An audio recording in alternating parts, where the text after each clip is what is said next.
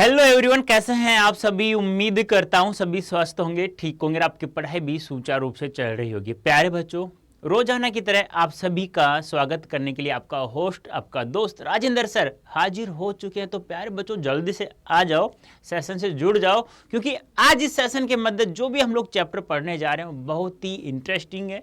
यानी कि प्रत्येक बात को, प्रत्येक शब्द के बारे में आप लोग जानते हैं। जैसे हम लोग चैप्टर के नाम के अकॉर्डिंग देखें, काले मेघा पानी दे, मतलब काले काले बादलों से पानी की गुहार की गई, वर्षा की गुहार की गई, यानी कि पुकार रहे हैं कि काले काले बादल हमें क्या दो, बरसात के रूप में पानी दो। यानी कहने का मतलब क्या है। और यहाँ पे बारिश के देवता कौन है, जल्दी से मुझे कमेंट में बताइए। उनके बारे में भी यहाँ हम लोग पढ़ने आ रहे हैं। जिस भगवान का नाम है उनके बारे में हम लोग पढ़ेंगे।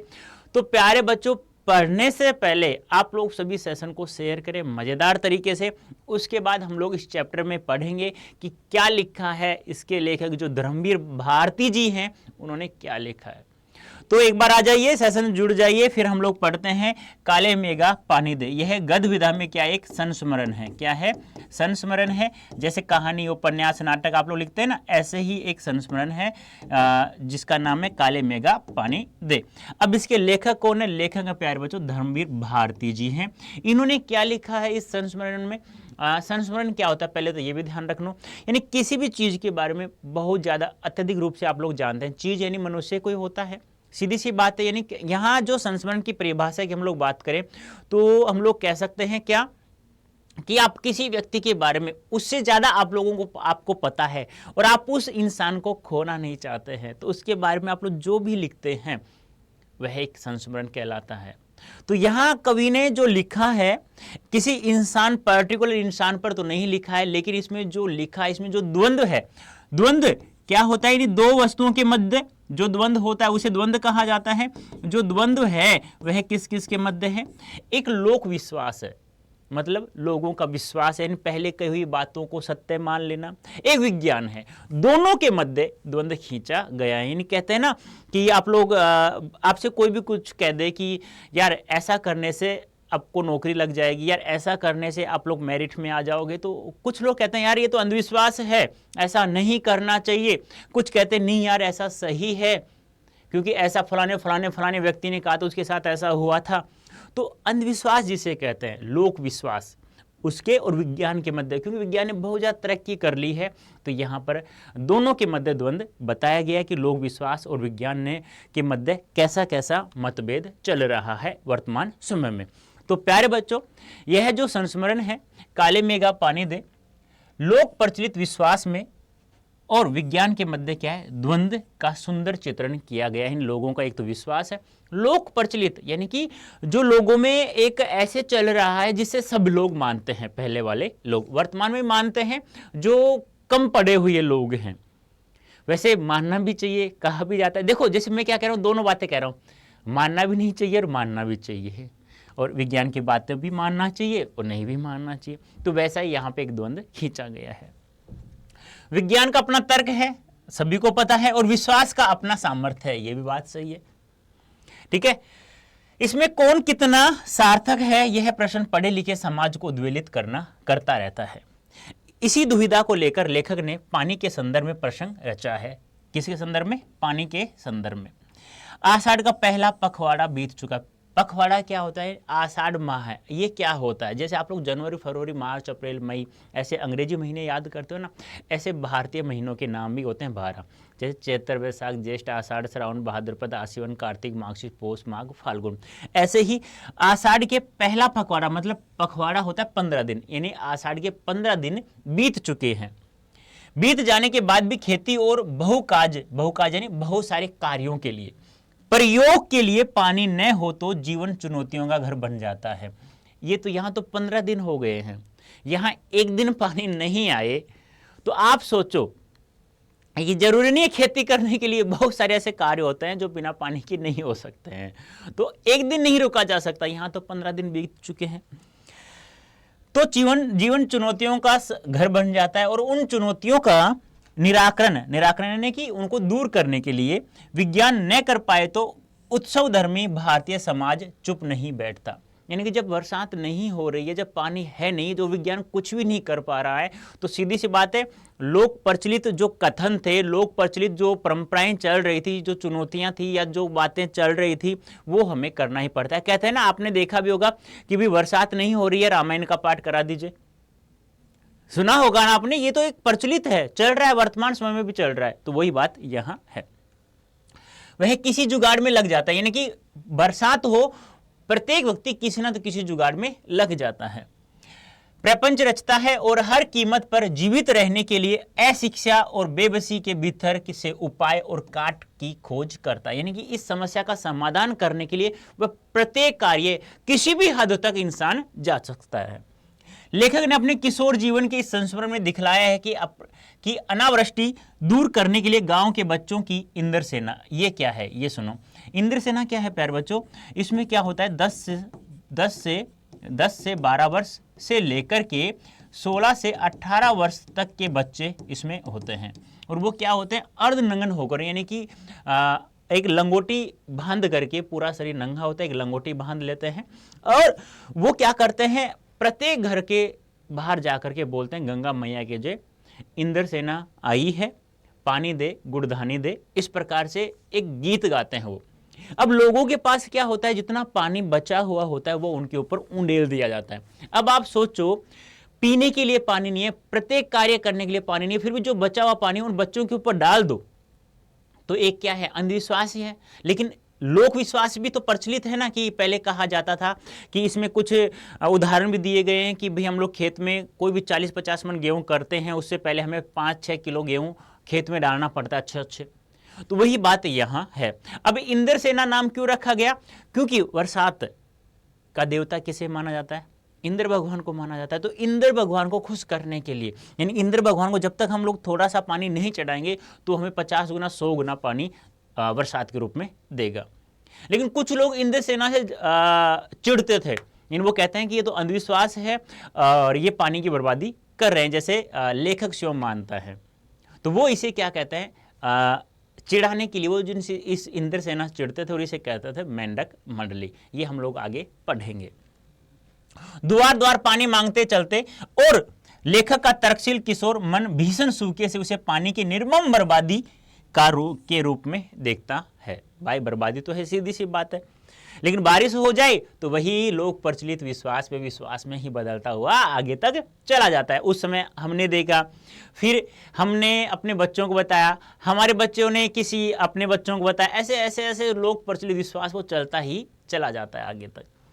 इसे किशोर मन का वितर्क नहीं, वैज्ञानिक तर्क ही कहना चाहिए। और विज्ञान विषय की इतने दीर्घ काल तक पढ़ाई और विज्ञान उपलब्ध, यानी विज्ञान की उपलब्धि, आविष्कारों से अपने जीवन को भौतिक सुख सुविधाओं से भरते रहने के बावजूद इस देश के जनमानस में ऐसी वैज्ञानिक दृष्टि का न जन्म पाना अफसोसजनक ही कहा जा सकता है। यानी कि कहते हैं विज्ञान ने इतनी सारी तरक्की कर ली और वह बरसात न करा सके तो फिर क्या फायदा, इसका मतलब यही हुआ।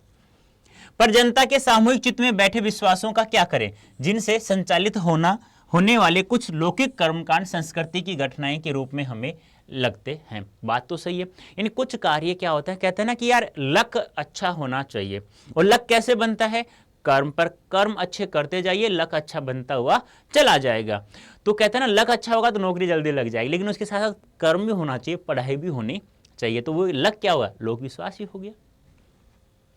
यदि वे विश्वास प्रत्यक्ष जानलेवा या नस्ल, जाति, मजहब या लिंग के आधार पर किसी समुदाय के लिए अपमानजनक हो, तब तो उन्हें अंधविश्वास कहकर उसका शीघ्र ही निराकरण ही एकमात्र कर्तव्य। यानी कहने का मतलब क्या है, कोई भी लोक विश्वास है, कोई बात है, मान लो कहते हैं ना कि मैंने अभी बताया लक किस पर निर्भर करता है कि आप दूसरों का, कहते हैं ना कि दूसरों की भलाई करो, दूसरों की समस्याओं का समाधान आप करो, आपसे हो सकता है तो आपका लक अपने आप अच्छा होता चला जाएगा। और यदि वही लोक विश्वास किसी मजहब पर आधारित है, किसी नस्ल जाति पर आधारित है, किसी लिंग पर आधारित है, तो फिर हम लोग उसे समाप्त कर सकते हैं। लेकिन ऐसा वो नहीं है इंद्र सेना जिसे बताया गया यहाँ पे। पर यदि कुछ विश्वास विज्ञान सम्मत न होकर भी उक्त तरह से हानिकारक न हो तो उनके साथ भी उसी प्रकार का बर्ताव क्या उचित है? ऐसा करने में क्या हमारे सांस्कृतिक मन के खाली हो जाने का खतरा नहीं है? वे भी खतरा तो है। अब प्यारे बच्चों ध्यान रखना, ये वन शॉट है, ये हम लोग पाठ का सार पढ़ेंगे, फिर हम लोग क्वेश्चन आंसर पढ़ेंगे विद MCQ। ठीक है, ये हम लोग यहां तक समझ में आ गया होगा। अभी जो मूल पाठ है बेटा, ये ध्यान रखना, यहाँ इंद्र सेना है, इसको मेंढक मंडली भी कहा गया। अब सुनो ध्यान से, इसमें क्या लिखा हुआ है। ये तो बात पता चल गई, इसमें लोक विश्वास और विज्ञान के मध्य द्वंद्व का सुंदर चित्रण किया गया है। यानी कि कहते हैं ना कि जब आषाढ़ का 15 माह, यानी कि जो जिसे कहते हैं ना चौमासा, 4 महीने बारिश के होते हैं, उसमें बरसात न हो तो फिर व्यक्ति बरसात के करवाने के लिए इंद्र भगवान से कुछ ना कुछ तरीका करता रहता है। तो यहां पर भी क्या होता है, कुछ लड़के जब बरसात नहीं होती है, आषाढ़ माह के 15 दिन बीत जाते हैं, तो 10-12 साल से लेकर के 16 से 18 तक के साल के बच्चों के मध्य की एक मंडली, एक लोग बच्चे इकट्ठा होते हैं, अर्धनग्न हो जाते हैं, केवल लंगोटी बांध लेते हैं वो, और प्रत्येक घर के सामने बोलते हैं गंगा मैया की जय, गुड़ धाने दे पानी दे, मैया इंद्र सेना आई है। अब वो जो उनके पास बचा हुआ पानी था वो उनके ऊपर डाल देते हैं, जिसे वो उसी पानी के अंदर लोट प्लोट करते हैं और पूरे सन जाते हैं कीचड़ में। अब लेखक इसे जल की बर्बादी समझता था, लेकिन लेखक की जो जीजी थी, जो लेखक सबसे ज्यादा प्रेम किया करती थी, जितना माता पिता भी नहीं करते थे, वो लेखक के साथ ही रहती थी। लेखक अपनी जीजी को छोड़कर कहीं नहीं जाता था। अब जीजी लेखक को तर्क देती है कि ये जल की बर्बादी नहीं है बेटा, यदि हमें यदि इंद्र भगवान को हम थोड़ा सा जल नहीं चढ़ाएंगे तो फिर हमें इंद्र भगवान जल कैसे देगा बरसात के रूप में। यदि हम थोड़ा सा जल चढ़ा देंगे तो वो हमें बरसात के रूप में 100 गुना, 150 गुना, 200 गुना पानी हमें वो देगा। अब क्या होता है कि एक बात और ध्यान रखना, इसमें एक चीज और बताई गई है कि लेखक को यहाँ कुमार सुधार सभा एक संगठन होता है, जिसका उपमंत्री भी लेखक को बनाया जाता है। और फिर लेखक ये भी कहता है कि जीजी मुझसे बहुत ज़्यादा प्रेम करते हैं, वो अपने बच्चों के साथ न रहकर मेरे साथ रहती है, और मुझे भी जीजी के साथ रहना बहुत पसंद है, अच्छा लगता है, क्योंकि वो मुझे बहुत ज़्यादा प्रेम करती हैं। और फिर वो क्या होता है, कोई भी अनुष्ठान करना होता है ना, किसी भी प्रकार का कोई भी अनुष्ठान, वो जीजी है वो लेखक के हाथ से ही करवाती है। क्यों? क्योंकि लेखक पर कोई समस्या ना आए, और लेखक जबरदस्ती वो कार्य करना पड़ता है जीजी को खुश रखने के लिए। एक जीजी एक तर्क और देती इसमें कि ये इंद्र सेना की जैसे जल, इंद्र भगवान को थोड़ा सा जल चढ़ाएंगे तो वो हमें बरसात के रूप में 100-150 गुना जल देगा। तो एक और उदाहरण देती है, क्या कि जब कोई भी किसान है किसी भी खेत से, अपने खेत से 30-40 मन यदि गेहूं प्राप्त करना चाहता है तो वह 5-6 किलो गेहूं, अच्छा गेहूं अपने खेत में डालता है, तभी वो 30 से 40 मन गेहूं प्राप्त कर सकता है। वही बात यहां है कि इंद्र सेना, इंद्र भगवान को थोड़ा सा हम लोग जल चढ़ा देंगे तो बारिश के रूप में हमें बहुत सारा जल देगा। यही बात यहां बताई गई है प्यारे बच्चों। और ये बात आप लोग जो यहां पे मैंने एक वाइट कलर में है और एक येलो कलर में है, तो येलो कलर्स वाला आप लोगों को पढ़ना है, ये ध्यान रखना है। पहला जयकारा क्या बोलते हैं, बोल गंगा मैया की जय। ये कौन बोलते हैं, जो इंद्र सेना है प्रत्येक घर के सामने जाते हैं तो पहले यही जयकारा बोलते हैं कि बोल गंगा मैया की जय।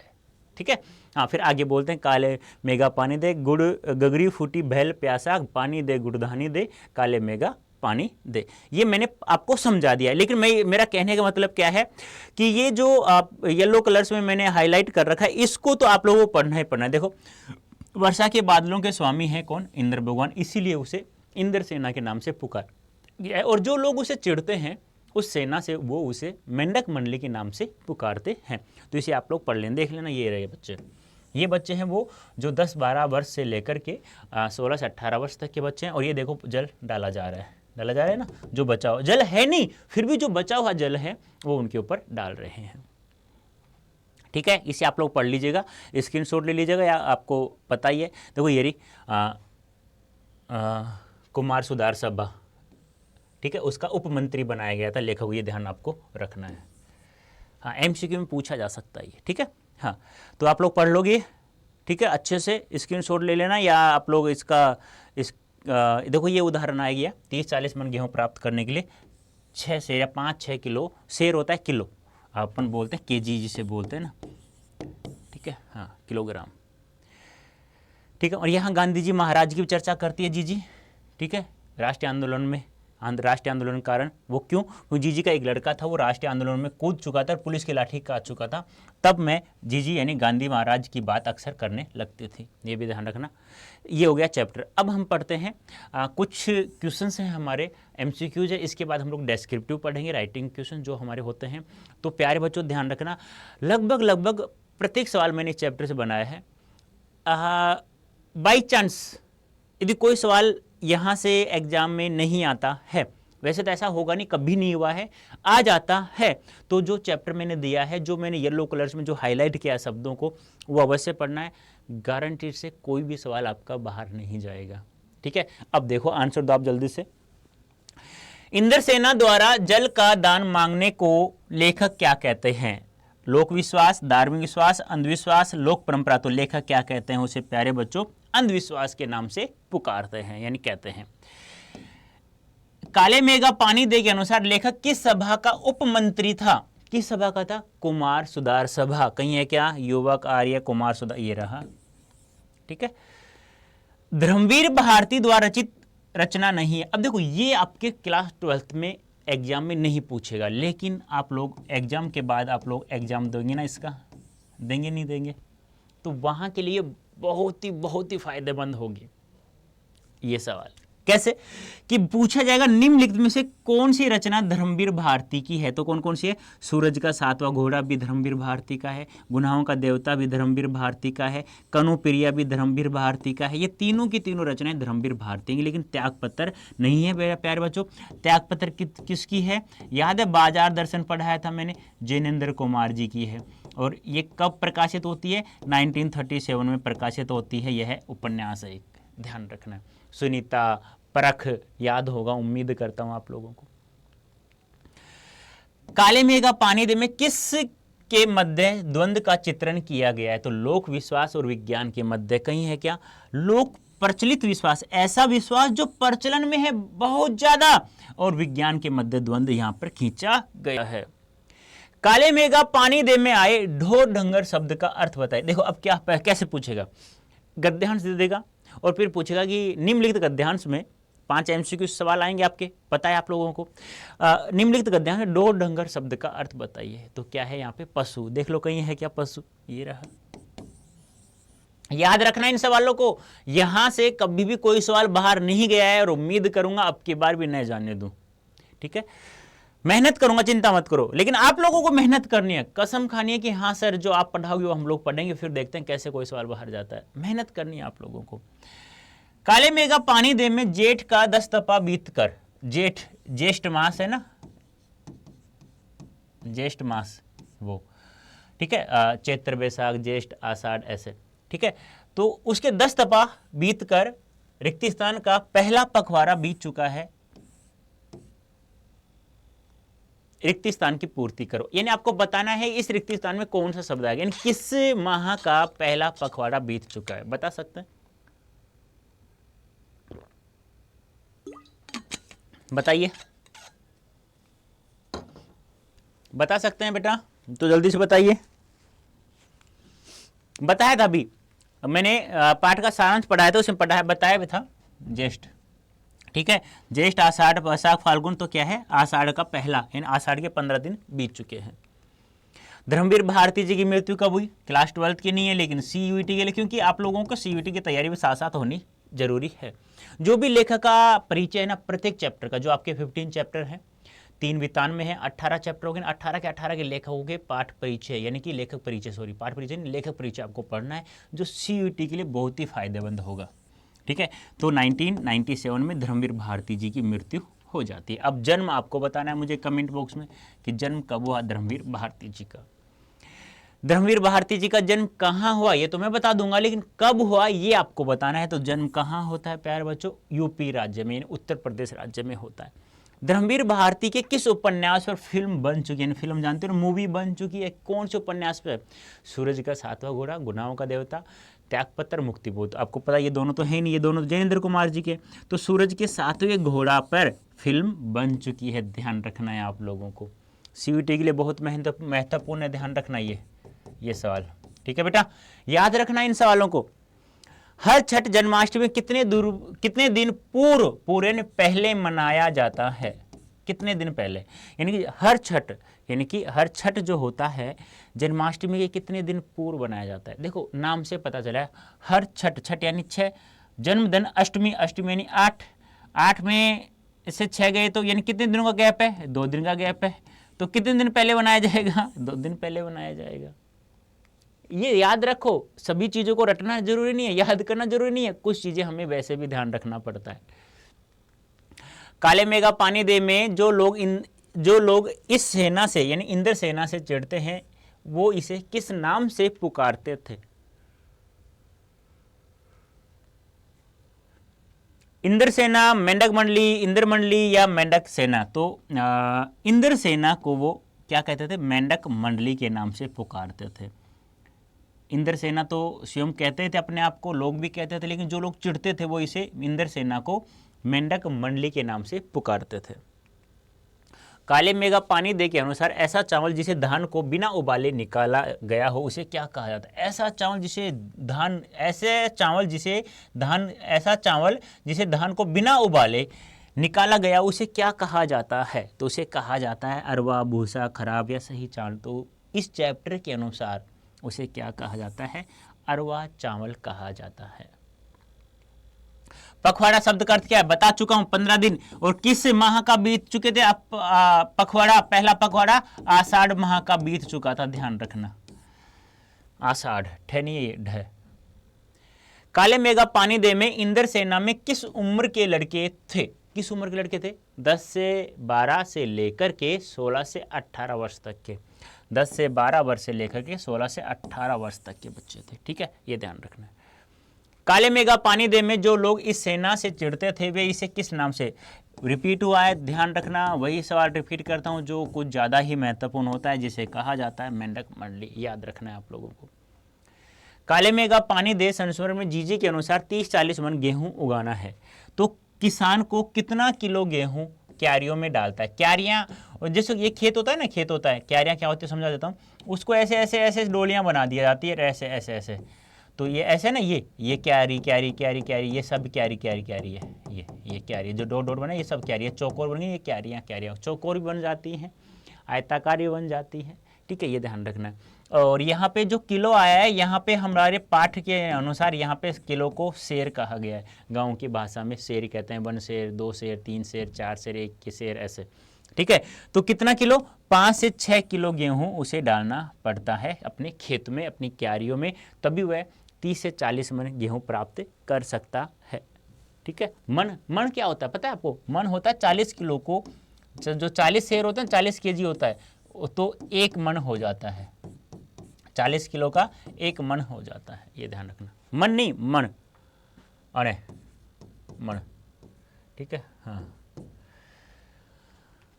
काले मेघा पानी दे संस्मरण में जीजी लेखक से कहती है कि तू ज्यादा पढ़ लिख गया, मैंने तो गांव के रिक्तिस्तान का भी मुँह नहीं देखा। जीजी ने किसका मुँह नहीं देखा? जब लेखक को कहते हैं ना कि तू कुछ ज्यादा पढ़ लिख गया, कुछ ज्यादा बातें करने लग गया है तू, है ना, मैंने तो कभी भी इसका चेहरा नहीं देखा, यानी कभी मैं पढ़ने नहीं गई, जब भी तू इतनी बातें करने लग गया है, मैं जो कहती हूँ वो तू नहीं करता है। यानी जीजी कभी तो लेखक से मट्टी कुछ बंटवाती थी, कभी गोबर से गोवर्धन बनवाती थी, बहुत कुछ कार्य करवाती, तो लेखक को बिल्कुल अच्छा नहीं लगता था। लेखक कहता अंग्रेज तो चले गए, लेकिन अंग्रेज की बातों को वो अभी तक नहीं भूल पाया हमारा भारत देश। तो किसका जीजी ने किसका मुँह नहीं देखा था? मदरसे का मुँह नहीं देखा था। काले मेघा पानी दे संस्मरण में लेखक को कुमार सुधार सभा का क्या बनाया गया? बहुत ही गजब सवाल है, इंपॉर्टेंट है, ध्यान रखना, पूछा जा सकता है। और क्या बनाया गया था? उप मंत्री बनाया गया था, बेटा ध्यान रखना। काले मेघा पानी दे संस्मरण में लेखक को बचपन में सबसे ज्यादा प्रेम किससे मिला था? लेखक को बचपन में सबसे ज्यादा प्रेम किससे मिला? माता पिता, जीजी, दादा। तो ध्यान रखना, बता चुका हूं स्टार्ट में, जीजी से सबसे ज्यादा प्रेम प्राप्त हुआ था। ठीक है, अब आते हैं हमारे डेस्क्रिप्टिव सवाल। लोगों ने लड़कों की टोली को मेंढक मंडली नाम किस आधार पर दिया? यह टोली अपने आप को इंद्र सेना कहकर क्यों बुलाती थी? वो इसलिए बुलाती थी क्योंकि बरसात के देवता कौन थे? इंद्र, इसलिए इंद्र सेना रखा बच्चों ने अपना नाम।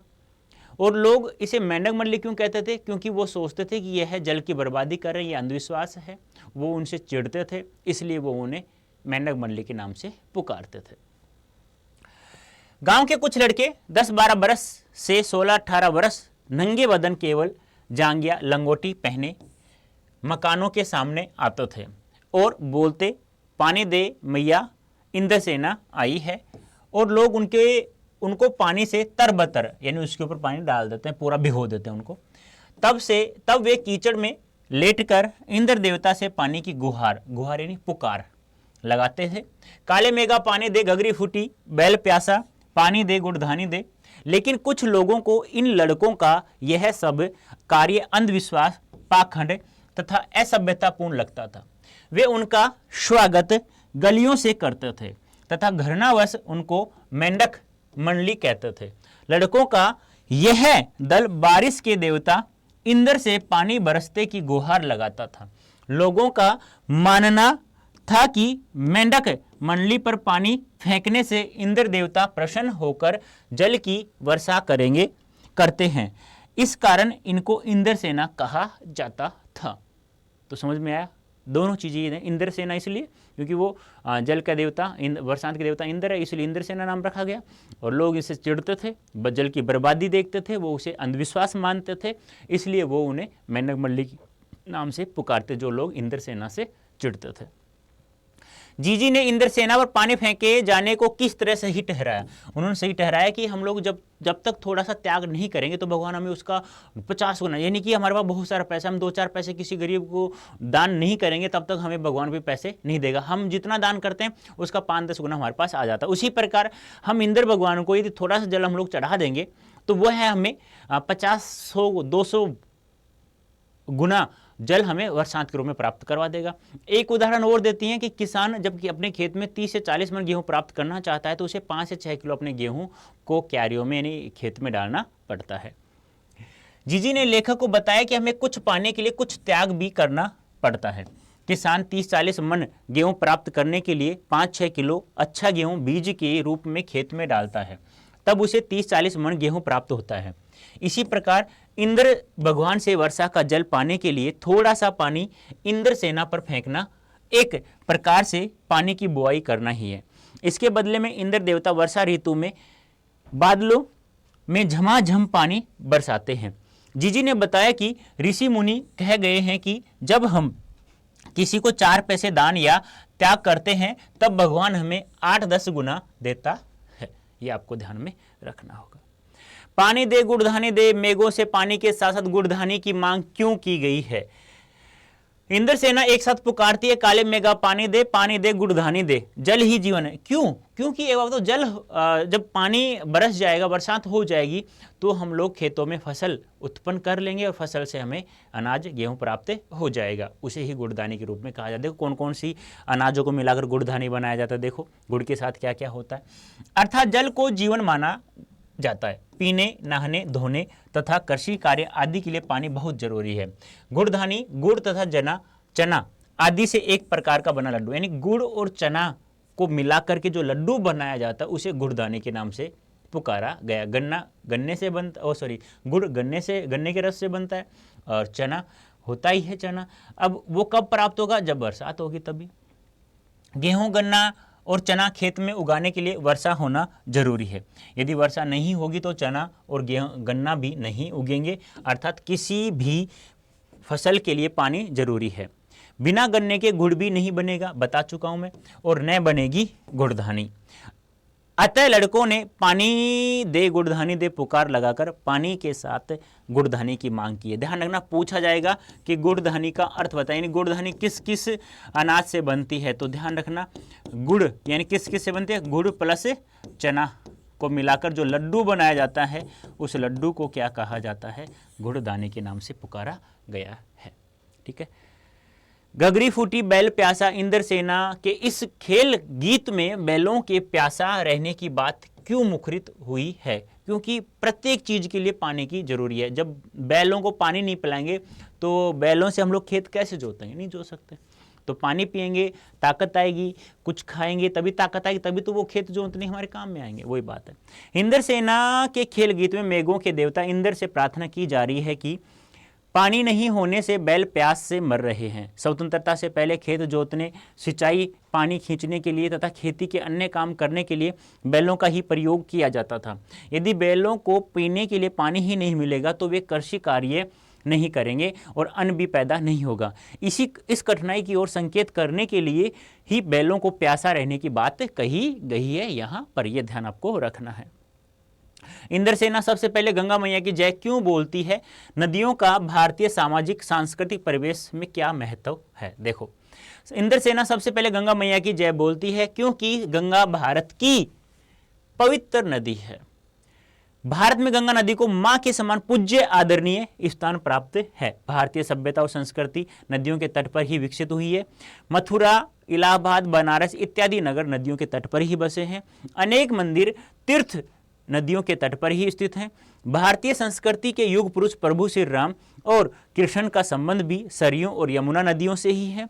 नदियों द्वारा ही भारत का सामाजिक और सांस्कृतिक विकास हो पाया है। इसलिए वो गंगा मैया की जय बोलते हैं कि सबसे पवित्र नदी गंगा नदी को माना जाता है। और प्रभु श्री राम और कृष्ण जी का संबंध भी यहाँ पे सरयू और यमुना नदी से बताया गया है। और प्रत्येक बड़े बड़े जो शहर हैं वो गंगा नदी नदियों के किनारे बसे हुए हैं।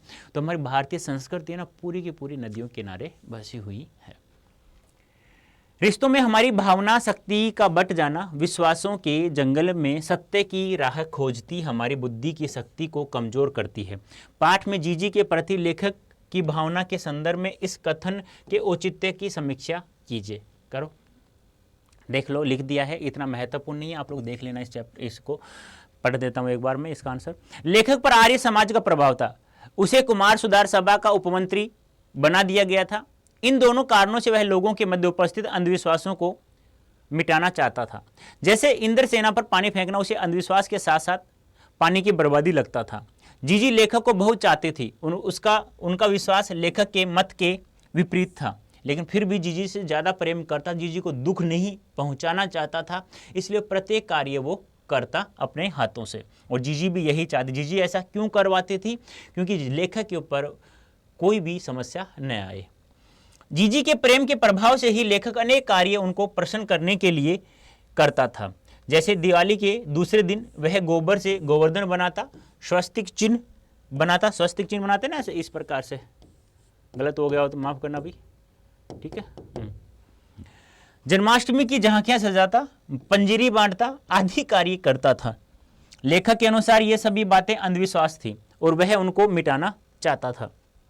परंतु जीजी की भावना को ही प्रधानता प्राप्त होती थी और लेखक के तर्क तथा बुद्धि उसके आगे परास्त हो जाती थी। अतः यह कथन उचित प्रतीत होता है। तो ये चैप्टर था हमारा काले मेघा पानी दे, जिसके लेखक है धर्मवीर भारती जी। अब प्यारे बच्चों, इस कूपन कोड की सहायता से आप लोग कोई भी कोर्स खरीदते हैं, चाहे क्लास 12th हो, चाहे CUET हो, ठीक है, तो आप लोग इस कूपन कोड की सहायता मैक्सिमम डिस्काउंट प्राप्त कर सकते हैं। और अभी सेल चल रही है, 20% डिस्काउंट है। जल्दी से फटाफट, है ना, कोई भी कोर्स जो आप खरीदना चाहते हैं तो उसके लिए आप लोग प्ले स्टोर से अड्डा 24/7 ऐप डाउनलोड करना होगा, या गूगल से आप लोग अड्डा 24/7 लिख कर भी आप लोग कोर्स प्राप्त कर सकते हैं। तो सेशन अच्छा लगा है तो आपको लाइक करना है, शेयर करना है और कमेंट अवश्य करना है, क्योंकि कमेंट एक ऐसी चीज़ है जिसको लिखने में भी आनंद आता है और पढ़ने में भी आनंद आता है, दिल तर तर हो जाता है। तो ऐसा कार्य हमें करना भी चाहिए जिसमें हमें अच्छा लगता हो, मनोरंजन प्राप्त हो। तो प्यारे बच्चों, आप यदि नए हैं तो हमारे इस चैनल को अड्डा 24/7 को आप लोग सब्सक्राइब करेंगे और बेल आइकन को अवश्य प्रेस करेंगे, ठीक है। तो उम्मीद करता हूँ समझ में अच्छे से आ गया होगा। तो प्यारे बच्चों, अभी के लिए इतना ही। धन्यवाद, थैंक यू सो मच।